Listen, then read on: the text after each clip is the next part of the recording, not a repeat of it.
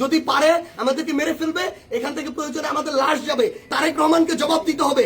এটা কি তারেক রহমানের সন্ত্রাসী বাহিনী? তারা কি এই জিকে গাউসদেরকে এই সন্ত্রাসী কার্যক্রমের ঠিকাদারি দিয়ে রাখছে কিনা, এর বিচার না হওয়া পর্যন্ত আমরা হবিগঞ্জে আছি। কারো হাত ভেঙে গেছে, কারো মাথা ফেটে গেছে, ক্যামেরা, ফোন সব ওই জিকে গাউসের ছাত্রদল, যুবদলের সন্ত্রাসী বাহিনী সব নিয়ে গেছে। এবং আমাদের একজন ভাইয়ের চোখে রড দিয়ে যখন গুতা মারছে, তার চোখ বের হয়ে আসার মতো অবস্থা। আরেকজনের মুখে রড দিয়ে বাড়ি মারছে। এই ভাইদেরকে, এবং উনি আমার জেলা সেক্রেটারি এনসিপির, উনি একজন ভাইকে বাঁচাইতে গিয়ে রড দিয়ে উনার এই কনুই ভেঙে শেষ করে দেওয়া হয়েছে।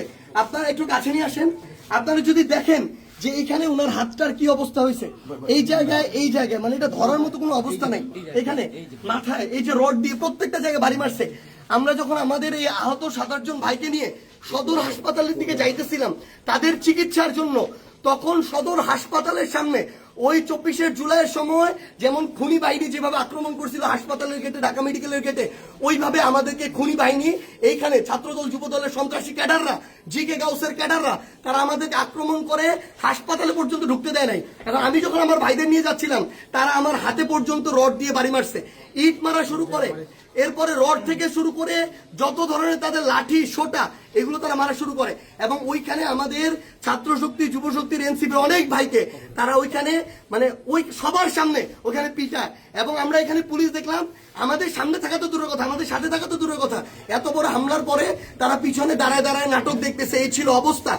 এই যদি হয় বাংলাদেশের অবস্থা, তাহলে তারেক রহমানকে জবাব দিতে হবে। এটা কি তারেক রহমানের সন্ত্রাসী বাহিনী, যেই বাহিনী মানুষের উপরে এইভাবে শুধুমাত্র দ্বিমত করার কারণে, সমালোচনা করার কারণে এভাবে আক্রমণ করতেছে?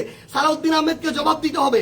তারা কি এই জিকে গাউসদেরকে এই সন্ত্রাসী কার্যক্রমের ঠিকাদারি দিয়ে রাখছে কিনা, এর বিচার না হওয়া পর্যন্ত আমরা হবিগঞ্জে আছি। যদি পারে আমাদেরকে মেরে ফেলবে, এখান থেকে প্রয়োজনে আমাদের লাশ যাবে, কিন্তু এর বিচার, এর জবাব তারেক রহমানকে দিতে হবে।